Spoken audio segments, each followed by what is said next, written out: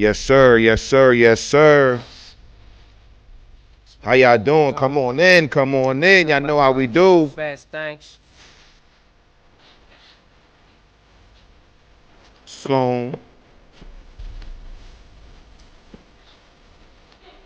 Switching that Kill Bill.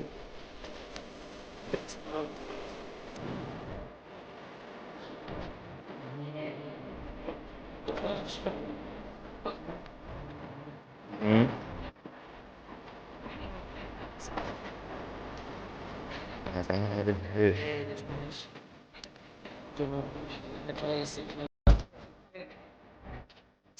Hold on. Golden.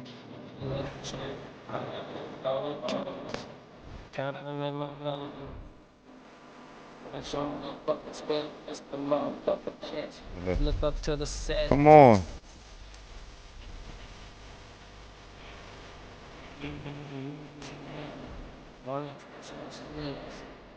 What's good? What's good? Morning.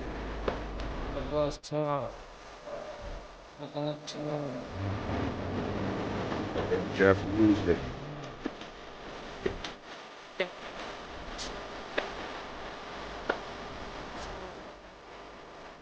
What about it since I was a kid? In my big ass house. What's going on? Welcome, welcome, welcome to another episode of HOTEP History Live. Let me turn my light on. Hold on. There we go. HOTEP History Live. I am your host with the most, President HOTEP Dubes. Hopefully, I'm coming in clear for all you ladies and gents out there tonight. Been tweaking some things, working on some things, adding some things. So hopefully you guys can see and hear me clearly.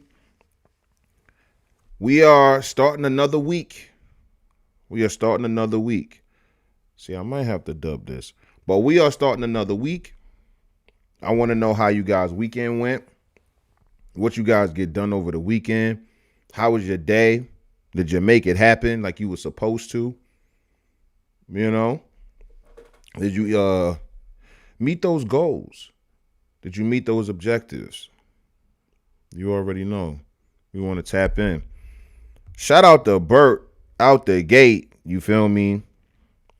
With the $9.99, $10 super chat. What's going on, Bert? Welcome, welcome, welcome, man. Yeah, Bert says he just want to see the work continue. That's what's up, man. I appreciate you. We working hard over here in Hotepistan. Okay. So, how are you guys doing? If there's a little bit of a technical difficulty over at Patreon, don't even worry about it. We will make it happen. We will make it work. It's all good. But come on through, man. Come on in here. Y'all know how we do. Monday, Wednesday, and Fridays, 8 p.m. HOTEP History Live. You already know. Come on through. We talking a good talk tonight. Black American folklore.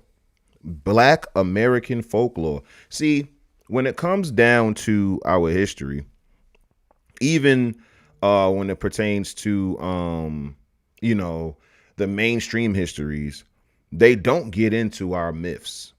They don't get into our legends. They don't get into our superstitions and stuff like that. And that's contemporary.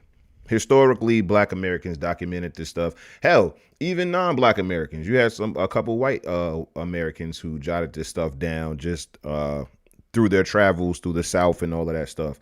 So yeah, we got stories, we got myths, we got legends, we got superstitions, things that the ancestors called taboos, or what we would call bad luck today, or doing things that would bring bad luck. We're gonna get into that tonight.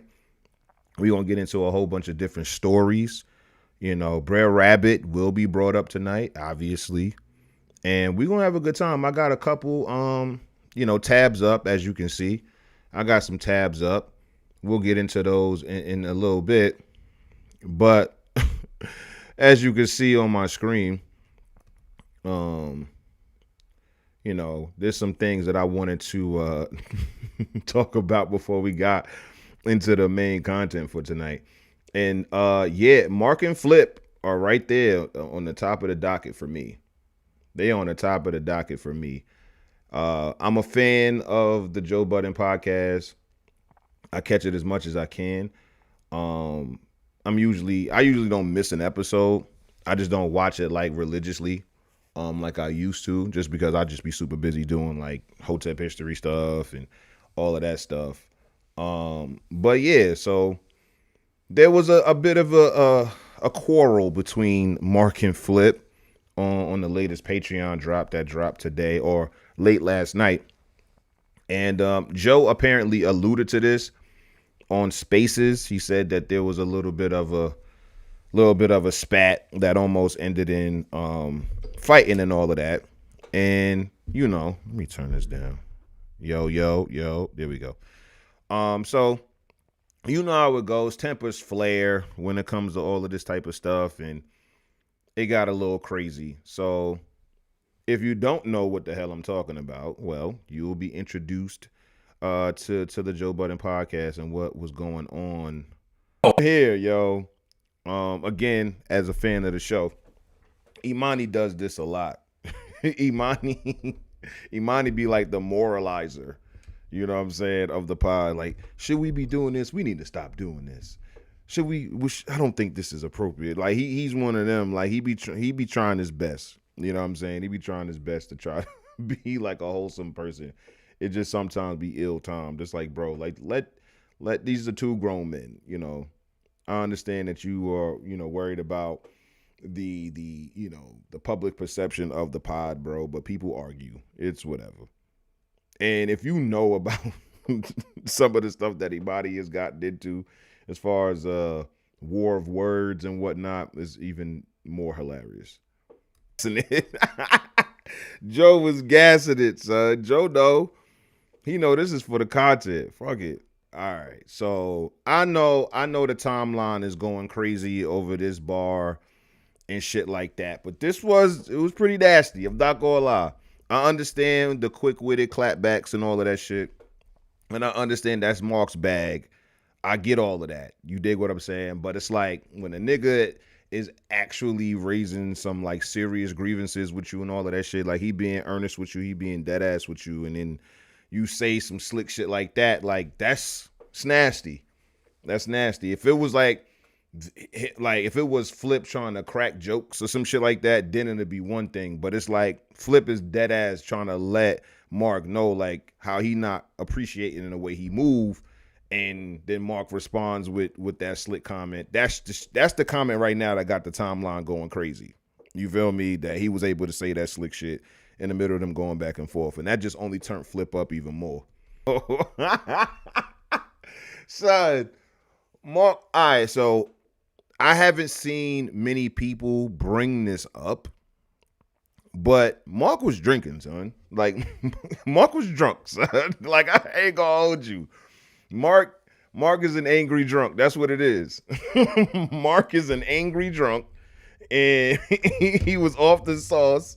You feel me? And he was feeling himself. He wasn't really feeling what Flip was talking about. So that sucker shit, you feel me, really set him off the strength of the things that he was saying about Mark. And I ain't gonna lie, like as much as people will talk about how Mark be getting under people's skin with his tactics and all of that shit, like Flip clearly got under Mark's skin here. That's very, very clear. You're not going to be able to convince me otherwise. The shit that Flip was saying that Mark be doing, it's like he not talk. Like Flip even cleared it up, like in a tweet I just seen. Like he wasn't even talking about fan engagement and no shit like that.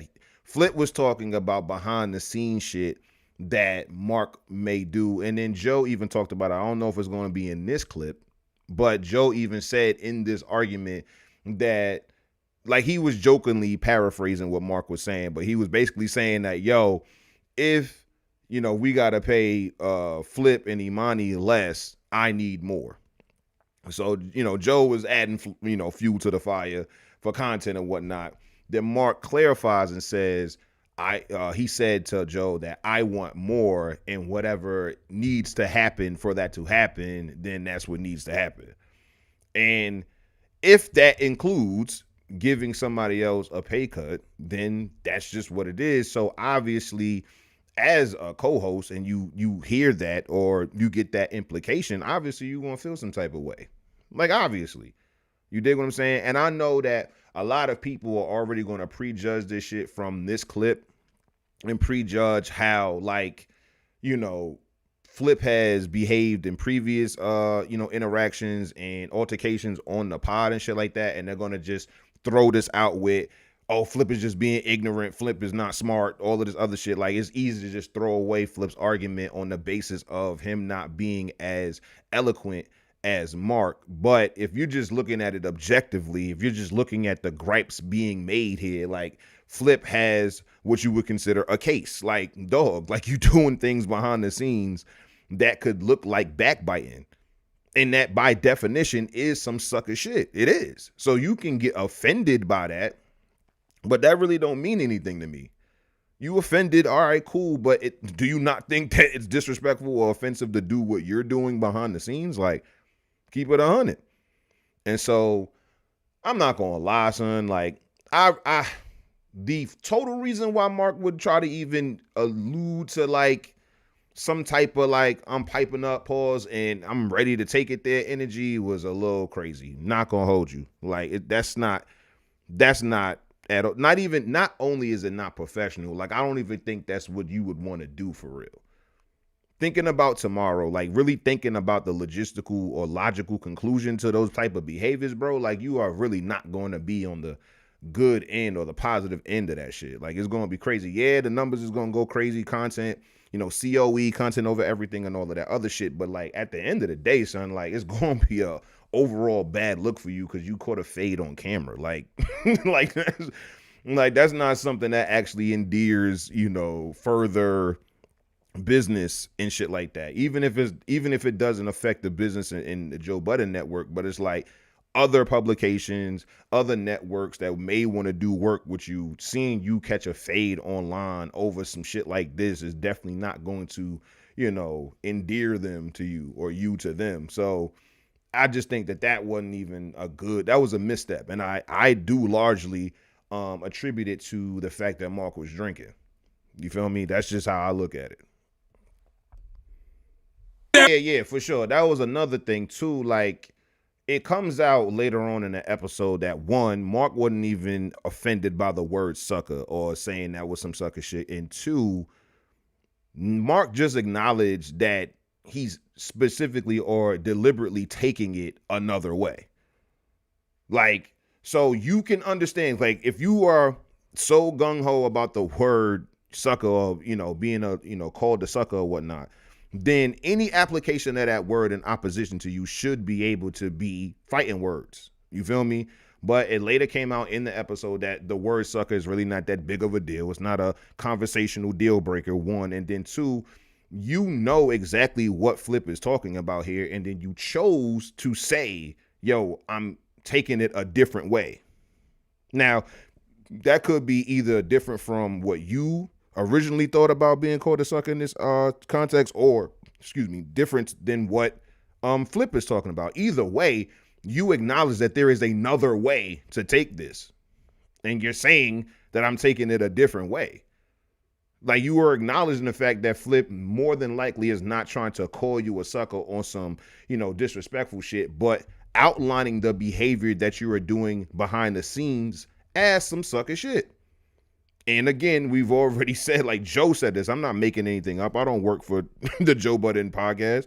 And so based upon what is being told to me on this platform, you have had no problem going behind the scenes and talking to Joe about pay raises. And then, hypothetically, if it came at the expense of the other co-host, then you wouldn't have a problem with it. Whether jokingly or not, somebody could look at that as being on some sucker shit.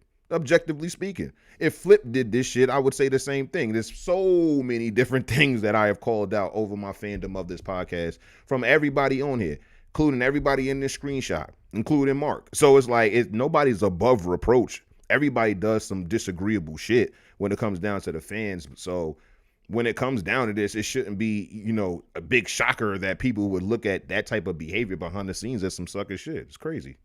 Sucker shit. So there we go. then it gets here.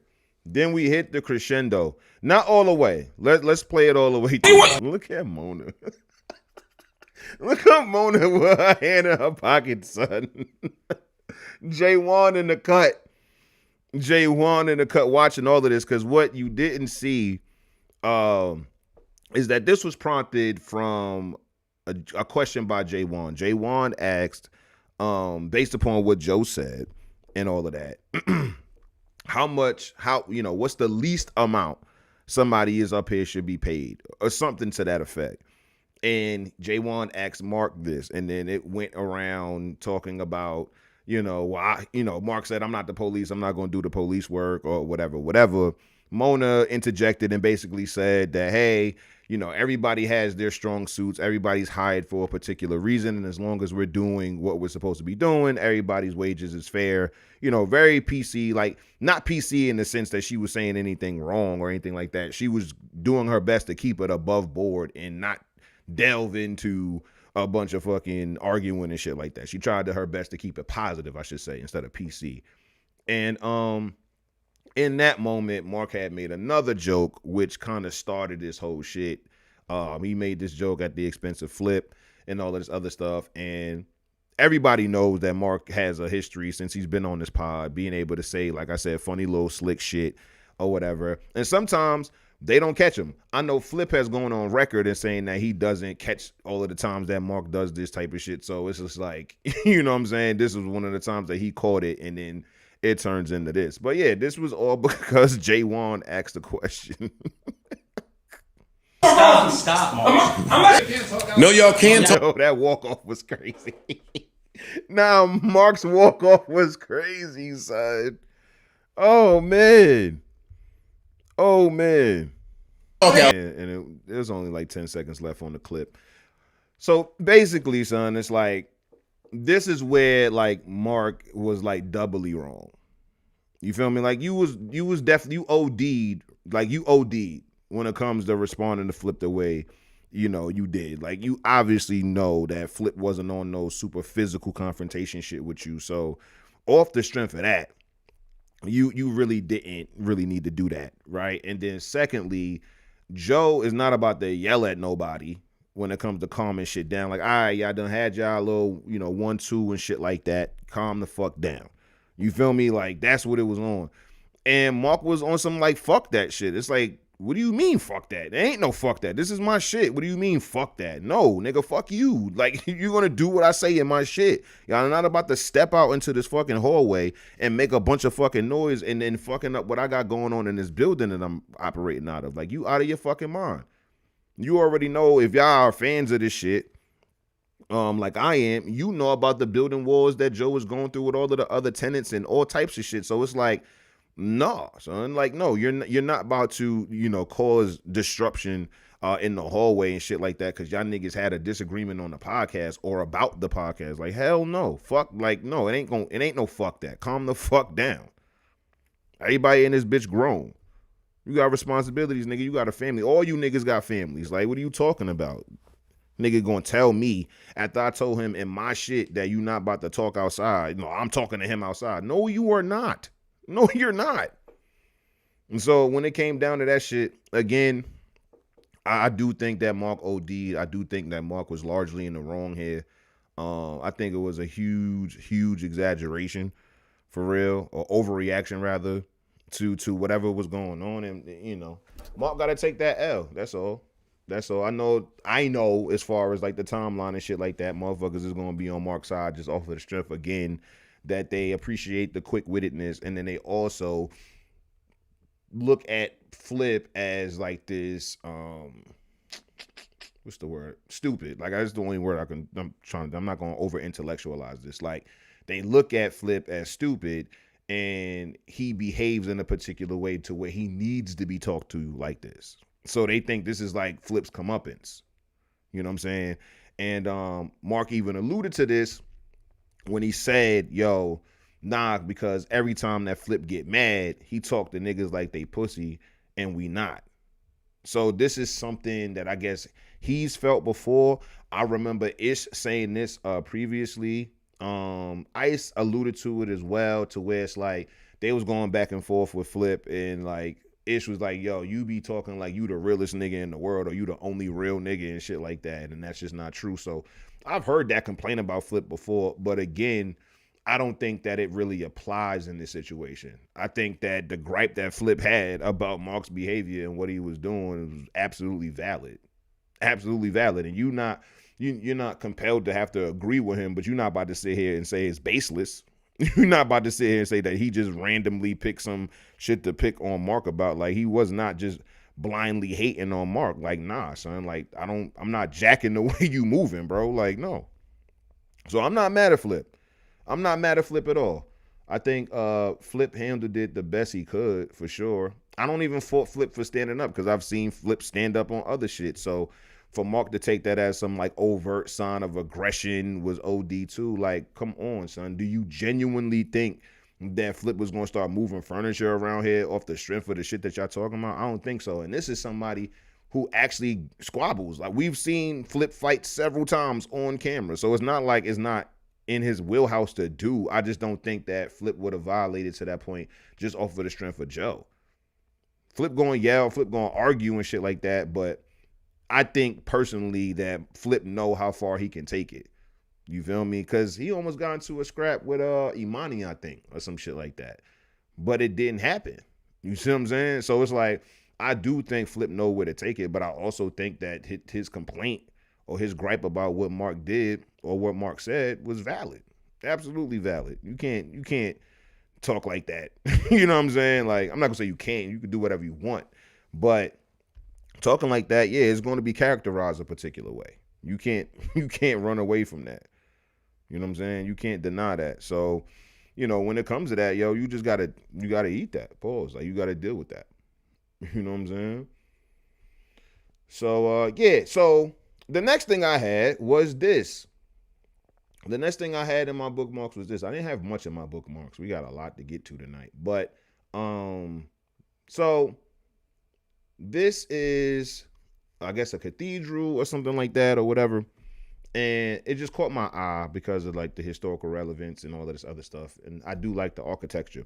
And it says, built where the Ottomans burned the saints' remains. It stands now as a monument to everything they couldn't burn. And as a historian, I appreciated this. You know what I'm saying? I appreciated this. One of the things that I always have an issue or a gripe with when it comes down to the way mainstream Black American history is taught and told and recited and retold is that they center so much of the history on the discrimination, the oppression, the racism, and all of that, and they reduce our ancestors' stories to treatment or allowance or disallowance of white people, exception and rejection of white people. And I feel like that's very unfair. I feel like that's ahistorical, to be totally honest. And I think it's a slap in the face to the ancestors. And this caption really encapsulates the reason why I do what I do here at HOTEP Nation. There is historical relevance for this people, Europeans or whoever they are. It doesn't really matter here. Race doesn't matter in this context whatsoever, outside of me talking about Black American history. But this caption could have been more focused on the burned saints, the tragedy that precipitated this cathedral or this structure to being built. Instead, the cathedral or this structure is what's highlighted, not the tragedy that came before it. And it's not to say that the atrocities and tragedies that happened prior to aren't relevant. They are. They're clearly stated in this caption. But as you can see, just in this tweet right here, the encapsulation or the narrative, the framing is about the glory of whatever history that they're talking about. This looks to be European Christian history from what I'm seeing here. right? So it's the same thing that I'll be talking about when it comes down to Black American history. It's like we have all of our own proverbial cathedrals, literal cathedrals as well, but our own proverbial cathedrals that we built upon the soils that the ancestors bled on, the soil that the ancestors fought on, the soil that the ancestors tilled, et cetera, et cetera. And we not we, but mainstream Black American histories would rather focus on or solely focus on the blood, on the ashes. They don't want to talk about the actual monuments, the actual structures, the actual progress, the actual advancement that came about due to Black American ingenuity, wherewithal, and beliefs. You feel me? Like that's my problem. They've stripped our history of all of its pride, all of its glory, and they spit it back to you in this pitiful way. And that's the reason why you pity the ancestors. While many people do pity the ancestors, they don't intrinsically see the value. They don't see the intrinsic value of the ancestors' lineage and what they actually stood on and what they actually accomplished. You'll have some people that will be able to, browbeat other contemporaries about how enslaved their ancestors were, how subjugated their ancestors were, and things like that. That's what they do. They reduce the ancestors to, again, the behaviors and thoughts of other people on their ancestors. And they want to purport that as Black American history. And that's complete bullshit, complete and utter bullshit. So when I come along and I emphasize all of the things that make Black America historically and contemporarily great, they look at the lessons and the things that I come with as, whitewashing history and all. Like they say some crazy stuff when it comes down to their detraction from my content. You feel me? Like, so I did a short about James Armistead Lafayette, the enslaved spy for the Patriot on the American side, and how he was able to, get good intel from the British and then give bad intel to the British, which then led to the siege of Yorktown in 1781, which of course then subsequently won America its independence. So a Black man, not only the Black patriots who fought in the war, but a Black man who was able to get intelligence from the British to be able to lead to the actual surrender of Britain. That's etched in our history. And somebody in the comments was like, "Oh, you're highlighting somebody who betrayed his people." And again, when it comes down to, the British, Lord Dunmore's proclamation to have Black enslaved men enlist into the British Army and become loyalists, and of course the promise is that you're going to be a freedman based upon that enlisting. You forget the part where they after the war they were back into slavery. You feel me? Some of them, went to Nova Scotia or went to Sierra Leone or what have you, but it's not like the British kept their promise at all. So it's like, to think that you're going against, your people because you're fighting on the Patriot side is crazy to me. One, and then two, the Americans won. So I get the hypocrisy of fighting for independence of your entire country from another country, and then still enslaving, citizens, people that actually live in the country. I get that. But again, that only makes me more patriotic. That only makes me more nationalistic. That only makes me appreciate my ancestors even more, that despite all of those things, they still stood for what was right. They still stood for their people. And then nobody can tell me that Black Americans are the least patriotic people when the government in which they fought for were still enslaving them, still opposing them, subjugating them, and they still fought for its independence. That's not true for white men. And it's not to make it like a racial thing or a race war type of situation, but you have to respect that level of valor. You have to. That type of honor and dignity and commitment to one's ideals, you can't look down upon that whatsoever. You have to only respect that. You can be disappointed because you feel like the ancestors backed the wrong country or whatever it is. I don't know why you would think that, you know what I'm saying? Like, I don't know anybody who would voluntarily want to, live under a monarchy, and that same monarchy is still enslaving people and doing all these other things, especially as it pertains to people that look like you. However, yeah, Star Spangled Banner, I get it, all of the racist history of our country, but you're not gonna not make me a proud American. Like, it's just not gonna happen. I'm a proud Black American through and through, and that's based upon all of the work my ancestors put in on this soil for centuries, literal centuries. So yeah, that's just my little rant. I actually was on a space over the weekend. But before we get to that, the HOTEP History podcast went off Saturday. If you guys missed it, you were not missed, as you know. However, it's on Patreon, so make sure you're subscribing. Patreon.com/HOTEP History. Again, Patreon.com/HOTEP History. As a matter of fact, make sure that you're subscribing to all of these things, all of them: Patreon, Kick, YouTube, Instagram, me on Twitter, and of course TikTok. We post daily on there. Great information, great Black American history that you'll absolutely love. And on episode 6 of the HOTEP History podcast, I went through the progress that Black Americans were making from 1865 to 1965, the century that I call a generational run. A generational run. It was absolutely amazing. And it really, really unparalleled progress. Let's see. Yep, it's right here. So HOTEP History podcast, episode 6, 1865 to 1965 was a generational run. Going over to patreon.com, because that's where we're going to be going in about an hour anyway. So you definitely want to tap into what we're going to be talking about, because we're going to be talking about Black American folklore, and you definitely don't want to miss this. So subscribe now. Going on to my page right now.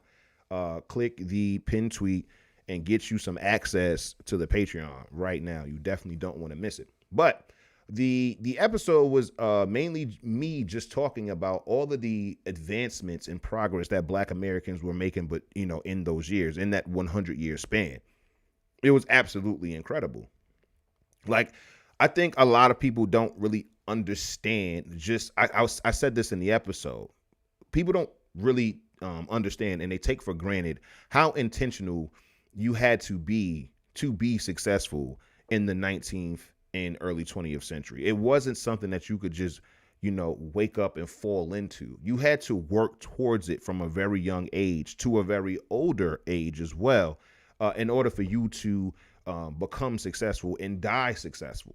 Because then you also have to make sure that you're not squandering your success, you're not squandering your wealth. There were so many things that you had to, be mindful of, because there weren't these many safeguards. The only safeguards that you actually had were from your fellow Black American.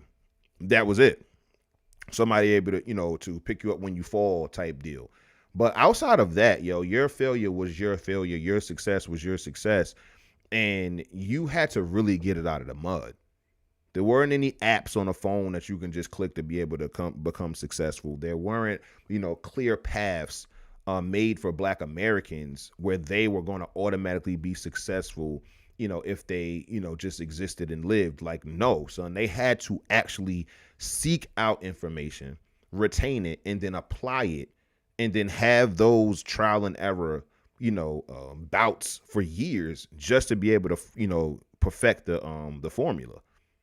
So when you see a Black bank sprout up in the late 19th century, you got to understand how much ingenuity went into that. These are people who were largely almost 100% illiterate in 1865. And so we've had different ways to, hold our money communally for a while, but the first chartered bank in the United States, I want to say, is in like 1880s or sometimes around there, like the latter part of the 19th century, obviously. So not too far from slavery, Our ancestors were building financial institutions, and I actually tweeted an article about it. Let's see. Yep, I tweeted an article about it, and I thought it was absolutely magnificent from what we were able to see. Right. So here we go. Right here. Right here, yo. Look at this. Dozens of banks just in one, two, three, four, five, six, seven, eight, 9 states. These are just in 9 states. There were more, obviously, but dozens of banks across just 9 states. You understand? And according to the headline, they had over $1.6 million in authorized capital stock in Black American banks. And that would be the equivalent of $54.5 million just in 9 states. And the thing that I really loved about this is that people talk about the superiority of credit unions and stuff like that because you're a member instead of a customer or an account holder. And that's dope. That's dope, right? But check this out. So here's the subtext here, the subtitle. It says, people becoming deeply interested in finances, banks established in many southern states, estimate of a prominent banker too low, stock cut up into small shares to accommodate those with small means. $5 per share, the general rule, few shares high as $100. So you had actual stock in the bank. You had ownership in the bank. You dig what I'm saying? So this again is speaking to our levels of group economics and being able to put our money together to be able to create these things. This is why I go as hard as I do. And this is again in 1910. 1910. So again, the ancestors hit the ground running with almost 100% illiteracy. Almost 100%. It was literally illegal for the ancestors to learn how to read and write. Of course, they broke that rule all of the time, but many didn't. We're going to get into some slave narratives tonight too. We got a nice show lined up for y'all. I'm not going to hold you. I think I got a nice collection. All of these books right here that we got, they're all primary sources. I even have interviews with former slaves on the docket. We're going to have a good time tonight. We're going to have a good time tonight. You feel me? So anyway, when it comes down to Black American advancement, that's the reason why I go as hard as I do. So back to what I was saying. I was in a space, my brother Naeem hosted a space, and it was a debate space. So you had to come there with, got to come in there sharp when you in a debate space, because it's not casual conversation whatsoever. You got to come in there, bring the motherfucking thunder. You feel me? And so, I got the scholarship that I have is ever expanding. I'm always doing my research. You dig what I'm saying? So it is what it is. And the opposing side of the debate, and the debate was basically like, what is more of a harm or a threat to America, whites or blacks or whatever, something relatively basic. And pretty much the talking points that I heard from the opposing side were some of the same ones that I always hear. You dig what I'm saying? So I cut through a lot of the minutia. I cut through a lot of just the, conversational red tape and just got straight to the point. I highlighted a lot of the things that I just said on this stream as far as like Black American progress and things like that, and what the ancestors actually created, because I think a lot of people don't really realize how deep this goes. So I've talked about this on stream, on spaces before. But when you look at the way life was for the planter class, right? The slave owners, the plantation owners and stuff like that, those people were essentially living in the laps of luxury, right? Because they had a bunch of free labor or very low paid labor creating this lifestyle, or fostering, or, allowing it to perpetuate for them.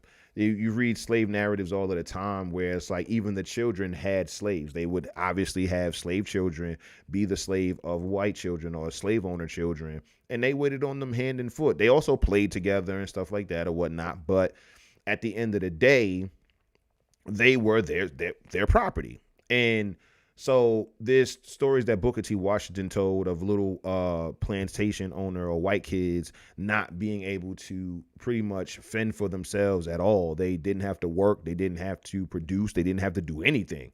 You feel me? And it's the same thing when it comes down to their parents. So when it comes down to the meals, the clothes, the home that they lived in, all of these things, the food was grown by the ancestors. The clothes were sewn by the ancestors. You feel me? The houses were built by the ancestors. So when it came down to ability, you have to understand that so much of what you would consider the American dream was, built off the back of what the labor force in this country was able to produce. That is the reason why you had the Homestead Act and you had, head right systems to where, every one person that you bring over from Europe, you get 50 acres of land. You bring 10 people, you get 500 acres of land that was largely owned, obviously, by the ancestors and Native Americans. So much of that is based upon Black American ingenuity. And it's not to say that white Americans didn't contribute anything mechanically or industrially or vocationally. It's not what I'm saying at all. But what I am saying is that I'm going to highlight the contributions that the Black American ancestors did, because it was not only mandated, but it was enjoyed by other people for so long before Black Americans were able to enjoy it. So again, when I have this pride, when I walk around with this ancestral pride of my people, understand it runs deep. It runs from the very beginning of our existence. One of the things that I brought up, and I was being very honest, is like, there wasn't any guarantee for Black American survival outside of Black American ingenuity, intuition. You know what I'm saying? It was not a guarantee. This land had a whole entire people almost be exterminated completely. There are certain tribes, Native American tribes, who no longer exist anymore.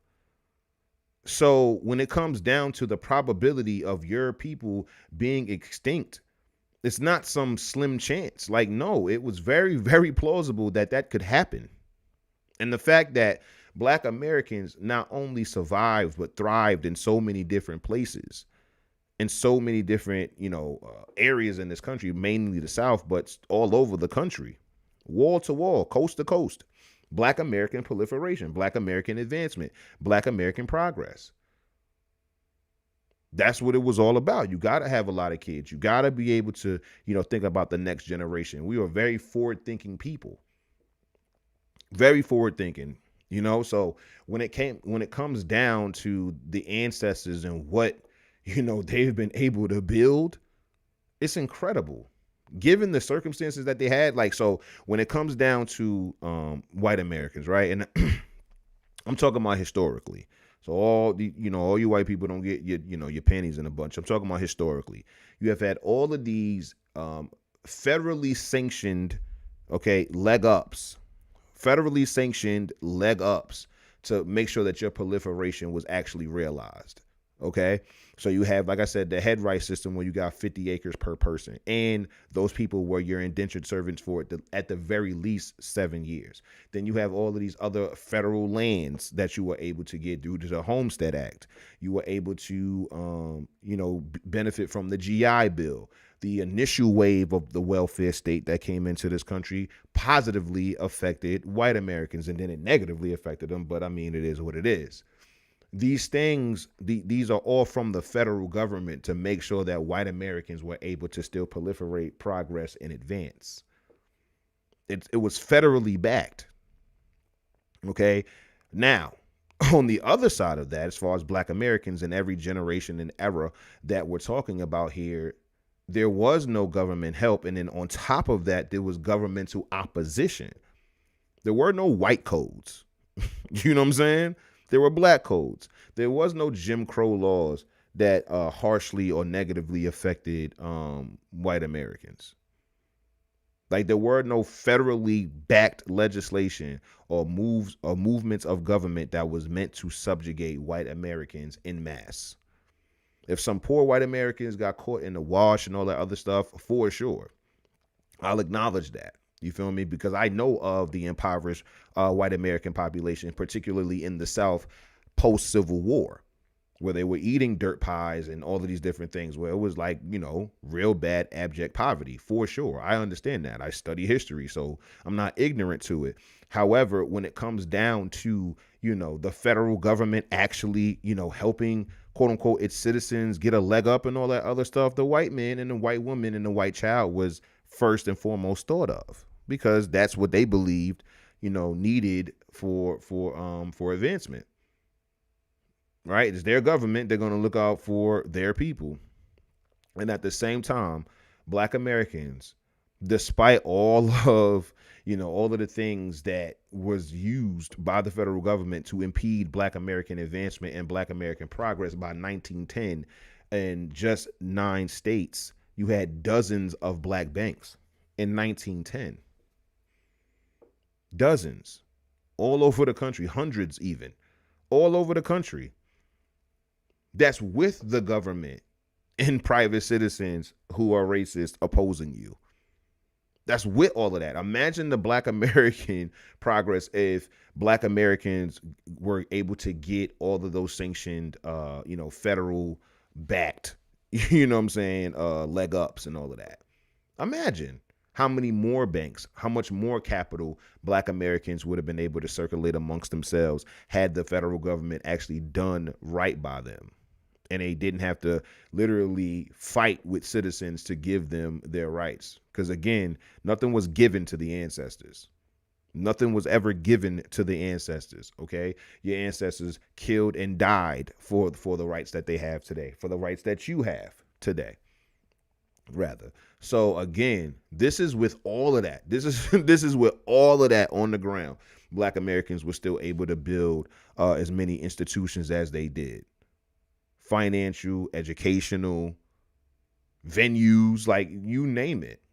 There's not a single piece of American advancement, as you know it, generally, regardless of race. I don't care what you're talking about. Factories, towns, millionaires, like whatever you would consider, whatever you would consider American advancement, black Americans, okay, you can find black Americans enjoying those same type of advancements just out of the mud on their own merit, not backed by the government. So black Americans had hundreds of acres of land, thousands of acres of land, millions of acres of land.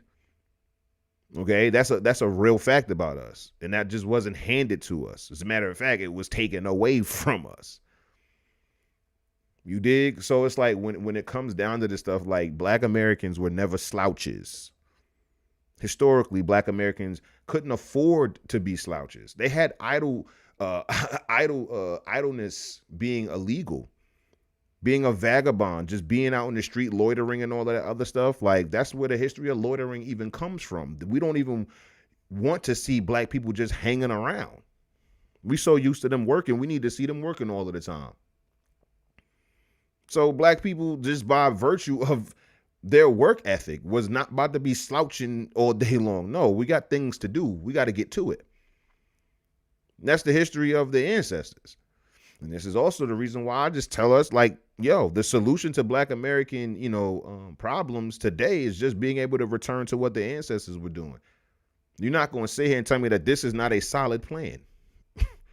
You're not going to tell me having dozens of banks across the country is not a good idea. You're not going to convince me of that. You're not going to tell me that, creating black towns and black municipalities and all of that is a bad idea. You out of your mind. You're never going to be able to convince me of that. There's too many things that I read, primary source things that I read from the ancestors. The ancestors wrote it. Nobody wrote it secondhand. The person that built the bank wrote down the book about the bank. The person who founded the school wrote a book about the school. He told you exactly what was going on. All you got to do is study the ancestors. And that's why it's more about studying the ancestors than actually studying history. Like, study the ancestors, because you can get a little bit caught up when you study in history.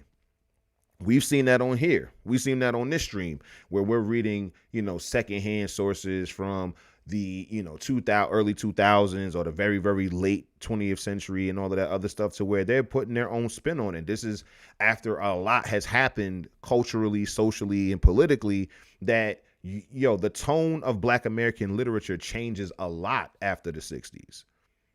The aims, the framing, the narratives, the way that they think about the reader changes almost 180. So where now, where before the ancestors wrote these books to inspire, educate, and motivate, very similar to what I do for HOTEP History, the reader, and be able to let them know what's possible and encourage them to do what's possible. But then after the late 60s going into the 70s, 80s, and 90s, it was more about the hell that the ancestors went through. So we talking about, endless thousands of books that the ancestors wrote just for all of that literature, all of those narratives, all of those, pain points that they wrote about, to be reduced to, again, a bunch of stories about oppression. It's a slap in the face. It's absolutely, garbage. It's absolutely garbage. Tonight, we're going to go through several different books about Black American folklore written by the ancestors, about the ancestors, for their descendants. That's another thing, too. When it came down to ancestral Black American authors, they kept the next generation in mind. They may have not, like I say this all the time, they may have not kept 2025 in mind. That's very, very far into the future. That's like worrying about or thinking about 2225. Are you necessarily doing that? No, but you definitely want the generation under you to be able to learn from what you're saying, and prayerfully have that generation teach it to the generation coming up under them. That's how traditions and customs and all of these things are even created in the first place. So they keep all of these things in mind. Like, we understand that children are going to be reading this. We understand that the next generation is going to be reading this. So we're going to make sure that it's impactful. We're going to make sure it's inspirational. We're going to make sure that actually going to, have them, once they finish reading this book, a clearer, compass or a clearer roadmap to what they actually want to do with their lives. I want to say, let's see. I knew it was a Black woman. And I want to say it was in the early 20th century. I'm almost like 98% sure. And she wrote a success. Yeah, here we go. A how-to book. It's a self-help book. She wrote a self-help book in 1919. A self-help book. How to Succeed by Rosetta Dunnigan. This is her. This is Rosetta. She wrote this book for Black Americans to succeed. And like I said down here, she was fucking spitting. This is the cover of the book. Simple. 1919, 25 cents. Is Sammy in the building? I ain't see Sammy in the chat. Speaking of the chat, shout out to the chat. Who we got in here? We got Memphis in here. What's going on, Memphis? We got Heather in here. Shout out to Heather. We got Vincent, of course. We got Crystal. We got Coach Glasgow in here. Shout out to Who. And my man Burt came through first and foremost with the $10 super chat. So we lit in the chat tonight, man. We got a bunch of people in here. Hope y'all enjoying it thus far. We're going to get into the folklore soon enough. Yes, Sam, what's 25 cents in 1919? You feel me? What's 25 cents in 1919? Just to see how much this book costs. I know it wouldn't be a lot. It's probably was going to be like $10, $15. What would be the equivalent? 25 cents in 1919. All right. While Sam is looking that up, let's look at what Rosetta was saying. The greatest misfortune of all is not to be able to bear misfortune. That's a bar off the rip. So I want y'all to remember what I was talking about as far as getting it out of the mud and having to be intentional and having to be deliberate in what you are doing in life. You can't fuck around. You can't be, acting like, life is just going to, be, you got to make life happen. Okay. Life is not going to happen for you. You got to make life happen. Sammy says 25 cents will be worth $5. See, $5, pretty much. He said $4.68 today. Nice, affordable book for you to read. So, heaven in its mercy has placed the fountain of wisdom in the hidden and concealed depths of the soul, that the children of misfortune might seek and find in its healthful waters the antidote and cordial of their cares. Knowledge and sorrow are blended together, just as ignorance and folly. You hear that? Knowledge and sorrow are blended together, just as niggerance.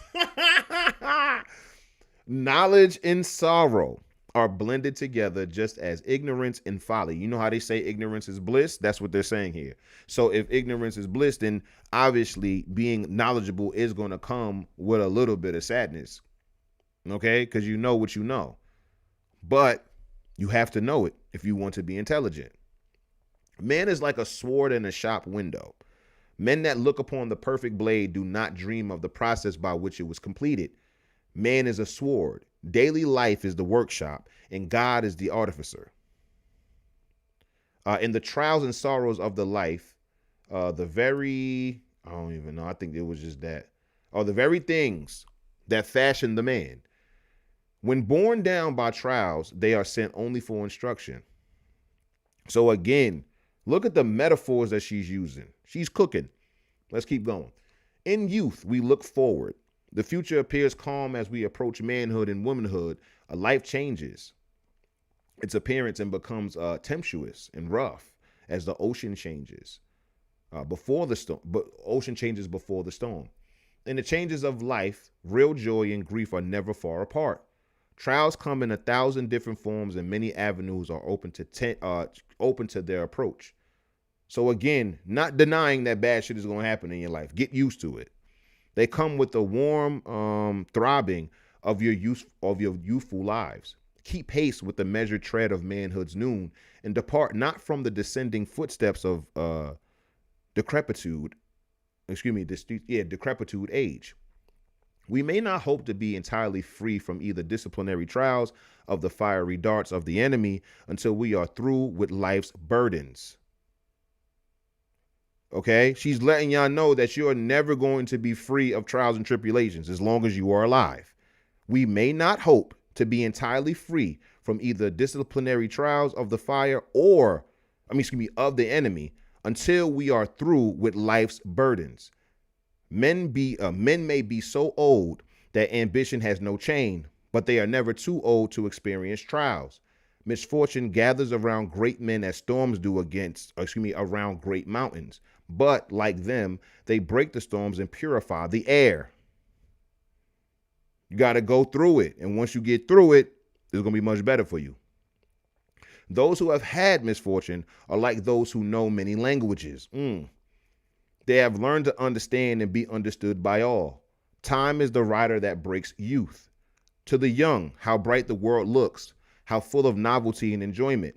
But as years pass on, they are found to abound in sorrowful scenes, as well as those pleasant scenes of toil, suffering, difficulty, and perhaps misfortune and failure. Happy are they who can pass through with a firm mind and a pure heart, encountering trials with cheerfulness and standing erect beneath even the heaviest burdens. Misfortune is a crown of thorns, but it becomes a wreath of light on the brow which it has lacerated. That's another bar. So again, as you can see the Christian undertones here. She's talking about obviously the crown of thorns as it pertains to Jesus. And the misfortune is a crown of thorns, but it comes a wreath of light on the brow which it has lacerated. Oh, it is a cross on which the spirit groans. Let us learn to be able to bear our misfortune, because every Calvary has an ovid. To every place of crucifixion, there is likewise a place of ascension. So to be successful in this life, we must be able to bear misfortunes. This is a type of advice that Black Americans were giving each other in 1919. This is the ancestral Black American ethos. You understand? What else we got? Memory is the cabinet of the imagination. Let's see. Memory is the cord binding all the natural gifts and excellences together. And though it is not wisdom in itself, still it is the primary fundamental power without which there could be no other intellectual operations. You see, I first of all, I love the verbiage. I love the early 20th century verbiage. I love how intentional she is. I love how illustrious she is and illustrative she is when it comes to the way she speaks. Her metaphors, her similes are absolutely beautiful here. And I love the way she's just putting these things. She's very eloquently placing these things. So memory is not wisdom itself, but it's the fundamental power, okay, of the brain. And so without memory, all other parts of your brain really doesn't matter. If you learn something and you completely forget it, then how smart are you? I love this. The memory of good actions is the starlight of the soul. Jesus. Yes, it tempers prosperity by recalling past distress, by bringing up the thoughts of past joys. It controls youth and delights old age. Without memory, life will be a blank. Just to put it plainly for you, the mind must be made to think as to remember and to remember principles and outlines. We think of faces and they return to us as plainly as when their presence gladdened our eyes. When sorrow and trial, care and temptation surrounded us, how often do we gain courage and renewed strength by thinking of the past? HOTEP history, this is what I'm talking about here. This is what I'm talking about. When you think back, what do I always tell y'all? Yo, confidence comes from conquest. Confidence comes from you actually accomplishing things. And when you think back to how great you have been, that also now inspires you in the present to be even greater. That's what the ancestors are saying. The course of none, has been along so beaten a road that they remember not fondly some resting places in their journey, some turns in their path in which lovely prospects broke in upon them. How much is spoken which deserves no remembrance, okay, and which does not serve as a simple link in one's existence, not calling forth one result for others' need or thrilling one chord with nobler impulses. Basically, if you're going to use your memory, why are you only remembering back to times where it was fucking you up and you don't use that as a reason to keep going? Or if you're going to use that to debilitate you, then you are using your memory wrong. She's contemporarily talking to y'all about the things that I say about the ancestors in general. Your memory of your ancestors should not be so, full of just these negative experiences that they had and not any of the joyous occasions, not any of the accomplishments, not any of the achievements, not any of the accolades that they've, earned for themselves. You feel me? The gift of memory is diversified to different people, some having a taste of history, some for literature, and others delight in politics, and so on through all different phases of existence. Memory has been compared to a storehouse. How much important then that we renew the mind to healthful actions instead of feeding it on poisons until it will produce nothing but poisonous thoughts. This is what the ancestors were saying in 1919. This is your ancestors in Jim Crow telling you to think like this. This is Jim Crow telling you to think like this. Incredible. What else she had to say? Beautiful. To be famous, we must be ambitious. All right. Let's see. Young ladies and gentlemen, an appeal to you. The desire to be thought well of, to desire to be great in goodness, is in itself a noble quality of the mind and is often termed ambition. If it is our ambition to gain distinction, we will rob the weak and flatter the strong and become the fawning slave of those who are able to foist us above our betters and deck us with the titles and honors of the great without any regard to our own merit of respectability. Okay? But if we are ambitious to do good without any regard for the fame we may win or the praise we may command, our course will be honorable and our acts and deeds most worthy and good. Basically, not being a clout chaser. If you're doing it, do it well, and people will happily give you your flowers. Happily. Bodie James says famously, there's no such thing as self-proclaimed real niggas. And that's a fact. That's a fact. A motherfucker walking around talking about how real he is all of the time, more than likely the fakest motherfucker you ever met. More than likely the fakest motherfucker you ever met. When he has to keep trying to let you know how real he is instead of just being the real that he is. You feel me? It's the same thing here. If you're going to do this, you feel me? If you're just trying to be famous and not trying to hone in on what makes one famous, then yeah. If you're just trying to be quote unquote hoisted up or foisted up, above a particular person and being able to, get all of this clout and get titles and all this other stuff, and you don't actually earn it, then yeah, you're not going to be actually great.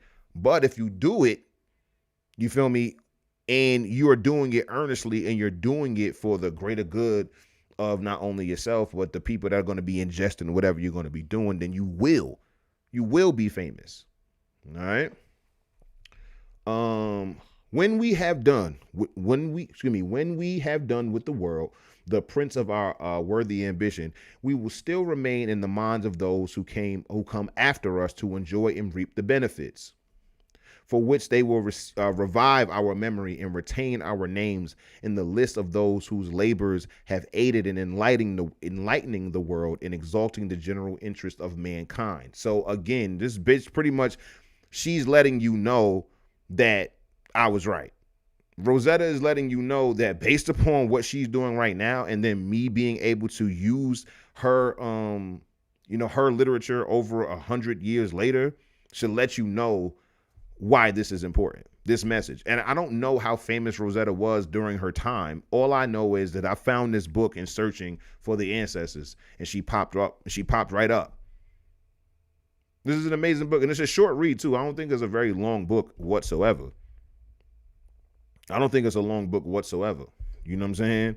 So when it comes down to that, we have to just be mindful. All right. So much of the advancement of the world can be traced of the efforts of those who were moved by ambition to become famous. Ambition is like fire. It is an excellent servant, but a poor master. As long as it's held strictly to integrity and honor, and to conform to the requirements of justice, there is but a little danger of a man's having too much of it. These are bars, fam. These are bars to live by. Over 100 years old. So when people be asking me like, yo, like, well, I don't really care to read books written after like 1965 and all of that, because they're not coming like this. I'm not saying that no black author does, because that would be crazy, but it's more abundant here, and it's more special to me here. More was at stake in 1919 than 2019. More was at stake. Okay, and we have a lot of things at stake in 2025. A lot. But more was at stake in 1919.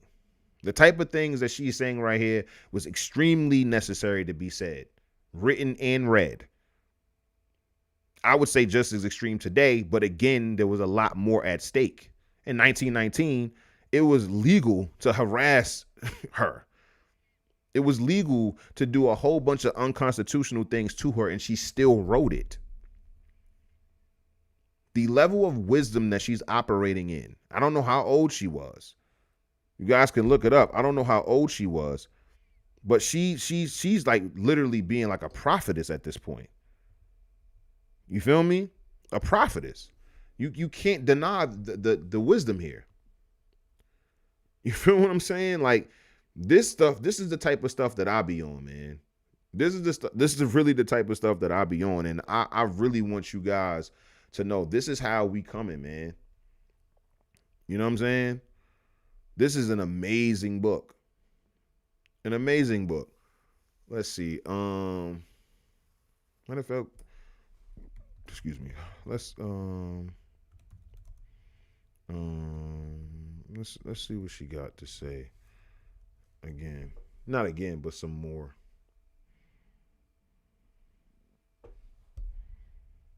Sammy says, wordsmith queen too. Yeah, son. Like, yo, her way with the English language is absolutely beautiful, fam. Absolutely beautiful. There we go.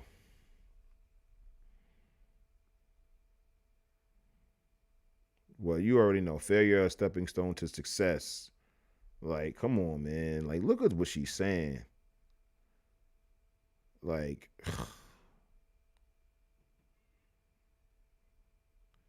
let's see what she got to say. Ooh, let's see. The vice of selfishness displays itself in many ways. Let's see. The selfish person lives as if the world were made altogether for him, and not he for the world. To take in everything and part with nothing. Unselfish and noble acts are the most radiant epochs or epics in the history of souls. When wrought in our earliest youth, they lie in the memory of age. Selfishness contracts and narrows our benevolence and causes us, like serpents, to enfold ourselves within ourselves and to turn out our stings to all of the world besides.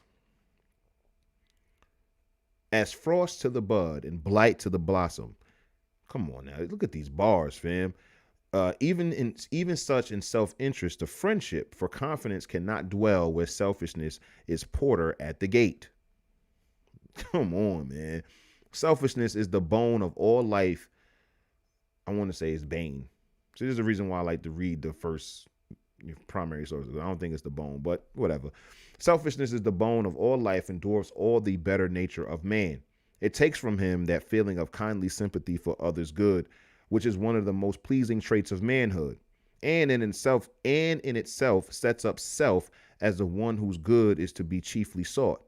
These withering effects are to be seen not only in the high road and public places of life, but in the nooks and bylanes as well. Not alone among conquerors and kings, but among the humble and obscure in the unsanctified lust of wealth. As heat changes the hitherto brittle metal into the elastic yielding yet deadly Damascus blade, so when the demon of avarice finds lodgment in the heart of men, it changes all his better nature. It may find him delighted to good and relieving it may find him delighted to good and relieving the wants of others. It leaves him one whose whole energy and power are turned to advancement of self alone. Bars, fam. Let's see. Poverty may be a bitter drought, yet it often is a tonic. Let's see. The majority of the men of note in this country are not the sons of those fathers who could give them all they want and much more than they should have, but are those who were brought up in the cottages and cabins, cutting their way through difficulties on every side to their present commanding position. It is not prosperity so much as advertising, not wealth so much as poverty, that stimulates the perseverance and strong and healthy natures, rouses their energies and develops their character. Indeed, misfortune and poverty have frequently converted an indolent votary of society into a useful member of the community and made him a moving power in the great workshop of the world, teaching men and developing the powers which nature has bestowed upon them. Letting you know, son, you got to get it out the mud. You got to get it out the mud. Don't look at getting it out the mud as some type of indictment against you or some type of plight that you have to live through, but more so the things that are going to forge you to be a formidable person in the world. Somebody that's actually going to be worth the damn to society. You dig me? It can't be too often repeated that it is not the blessings of life, its sunshine and calms that make men, but its rugged experiences, its storms and trials. Thousands of men are bemoaning present indigents who might have won riches and honor had they only been compelled by early poverty to develop their manhood. Letting you know there are a bunch of bitch ass motherfuckers right now crying and complaining later in life that if they would have been able to gone through something earlier in life, they wouldn't be such hoes. They wouldn't be such hoes. They would be actually more, self-sufficient. They wouldn't be so dependent if they actually had went through a little bit of poverty, if they actually went through some trials and tribulations earlier in life. Okay? Poverty does more, perhaps, than anything else to develop the energetic, self-reliant trait of character. Okay, being able to rely on oneself, without which the highest ability makes but sorry work of life's battles. Of all poverty, that of the mind, is the most deplorable and is at the same time without excuse.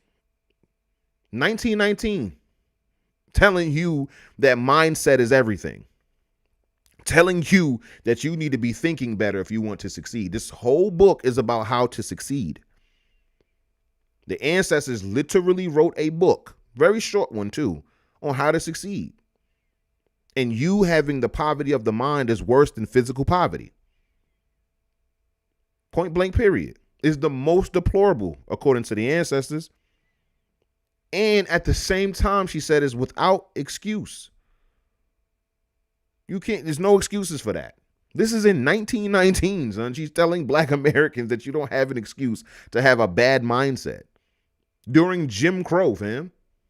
This is what I be trying to tell y'all, yo. The ancestors wasn't just walking around being like, woe is me all day, bro. They had ancestors like Rosetta Dunnigan telling them, hey, yo, listen, yeah, I understand we in Jim Crow and all that shit, but check this out. Mindset. Mind over matter. Mind over matter. You got to get to it. Be of sound mind. Everyone who wills it can lay in a rich store of mental wealth. Mental wealth. Come on now. The poor man's purse may be empty, but he has much gold in the sunset and as much silver in the moon as anybody. Wealth of heart is not dependent upon wealth of purse. Thus, the evils of poverty are much exaggerated, and the evils, if evils they be, are often all for our own ultimate good. Poverty is the greatest test of civility and touchstone of friendship. It is one of the mysteries of our life that genius, the noblest gift of God to man, is nourished by poverty. Yo, you don't gotta like it, fam. You don't gotta like it, but this is how the ancestors were coming. This is what our intellectuals were talking about. This is what they were doing to motivate the people, to let you just imagine the context. First of all of this stuff resonates even in 2025. Let's just give it up to the fact that this has aged like fine fucking wine. You understand? These lessons still apply to everybody, not even just black Americans, but everybody, even in the 21st century. And she wrote it at the top of the 20th. Okay? The things that she's saying to people, yo, like, listen, the reason why you are fucked up is not so much your physical reality. It's your mental reality. Yeah, I understand that you poor. I understand that you don't have any money. I understand all of that. But you do have your mind. You do have nature. You have the sun set and you have the moon, which is letting you know that you have nature, which is letting you know you have God. That's what that means. You feel me? That no matter what, you still have you. You don't need to have a bunch of money to have you. You don't need to be rich to have knowledge of self. You don't need to be rich to believe in God. You don't need to be rich to be a noble person, an honorable person, a virtuous person. You don't need money for that. All you need is the wherewithal and the will to actually be that type of a person. That's it. That's what the ancestors is talking about. Being decent human beings. And more than likely, when you focus on that, the wealth comes. Because you have a wealthy mind, you're going to have a wealthy life. You ask any successful person, they're going to tell you the same thing. Yo, if you want to become successful, you have to change your mindset. You have to change your mindset. You have to change the way that you look at yourself in the world around you. Because if you don't, you're going to fall to your mind every single time. I could give you $1 million right now. It'll be gone. But somebody with a wealthy mind, I can give them $100 and I'll never have to see them again because they're going to turn that 100 into 1,000, that 1,000 into 10,000, that 10,000 into 100,000, and that 100,000 into 1,000,000 because of their mind, because of what they believe, because of how they view themselves. Y'all have to understand that the ancestors have all of the blueprints. When I see these books, when I'm going through all of these old books, I have hundreds of them. Okay. When I'm going through all of these books, all I'm doing is going through a bunch of blueprints. I'm going through a bunch of, roadmaps and guidelines that the ancestors left over 100 years ago, 150 years ago, 160 years ago. You feel me? This was written in 106 years ago?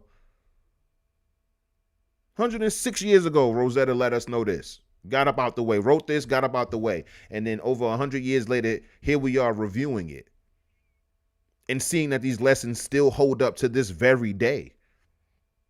I'm trying to tell y'all something, yo. The ancestors knew what the hell they were talking about.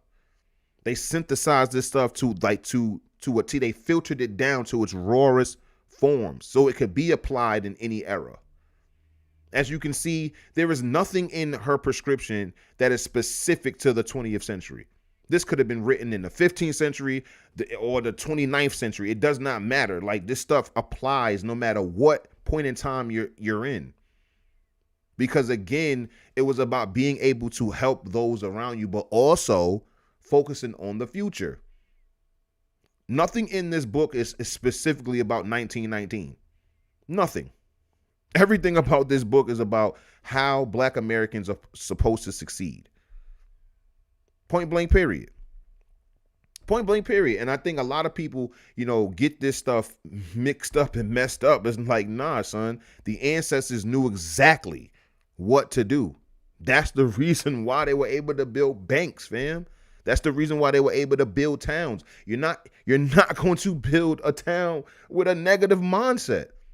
You're not going to build a town being selfish. You're not going to build a town not understanding that misfortune or not being able to bear misfortune is the most misfortune that you could ever have. You not having the ability to go through something and get through it is the worst thing that ever happened to you. That means you dying. That means you folding to whatever the issue is, no matter what, because you don't have the ability to go through it. That's a problem, fam. You not knowing struggle is not a virtuous thing. That's not how this works. You got to go through something to get to something. That's it.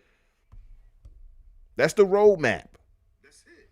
You know what I'm saying? So that's the reason why I be trying to tell people, like, no, I understand that you have only looked at the ancestors through the lens of your white progressive, teachers and stuff like that. But your ancestors, as they can see, they hated, mistreatment, oppression, subjugation, and all of that other stuff. But they understood what they could do with it. They understood the power that they had regardless of it. We still have all of these virtues. Because again, your virtues are not created, or they're not upheld, or the upholding of your virtues is not predicated on your external circumstances. If you are going to be, if your principles, your values, your ethics are going to change with whatever situation you in, then you don't have any really solid values or ethics. It can be bought. It can be, it can be purchased. Somebody can do something to you and you would cease to be who you actually are. Changing what you are, fine. But changing who you are, unless it's actually for the betterment of you and others around you, that's a problem. And you need to, focus on that. But let's check the chat. Sammy says, people got whole podcasts with less than half of the content we just read here packed in the last 20 minutes. I be trying to tell you, Sammy, we be really getting to it when it comes to the ancestors and stuff, man. Who says, I love how this is written for real. For sure, yo. I love her verbiage here. I love the way that she structures her sentences. Absolutely beautiful. Sammy also says, I think at this point in 1919, there are Black craftsmen who are succeeding over and above Union men.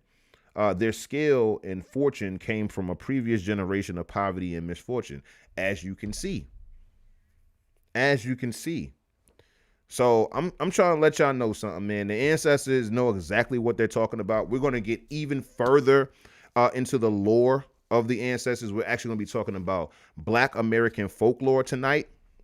So if you guys want to get in on that conversation, make sure you guys are subscribing to the Patreon, patreon.com. As a matter of fact, I will put it in the chat. I want you guys to be in on the conversation. We're going to be on Patreon. Let me put it in the chat for y'all. Here we go. Put it in the chat for put it in both chats or all chats rather. So you guys can, it's much easier for you guys to come on through. We're gonna have a great conversation. Let's see. Oh yeah, nah. Somebody put it in the chat. Somebody put it in the chat on YouTube. Patreon.com/HOTEP history. Patreon.com/HOTEP history. We are about to get to it right now. Hope you guys enjoyed the broadcast tonight. And if you did, consider coming on through, man. Consider coming on through. We're going to be continuing this conversation for at least a couple more hours, man. Who knows? You know what I'm saying? We might uncover some stuff we've never, ever heard before.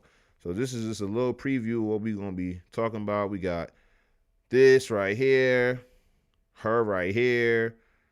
We got, here we go. Hold on. Yeah, we got a few things, man. We got a few things that we're gonna be looking up, and so I want you guys to come on through to the Patreon. It'll be up in just a minute. And we'll be able to take the conversation further. But until then, as always, you can't have the future without the present, and you can't have the present without the past. Okay. And we don't study history to live in the past, but we do it to order our steps in the present so we can positively affect our future. And as always, ladies and gentlemen, make sure that you are tapping in on all of the things. Follow me and subscribe to all of the platforms right now. Do it right now. Because you don't want to miss this stuff. And as always, ladies and gentlemen, Hotep and Bill.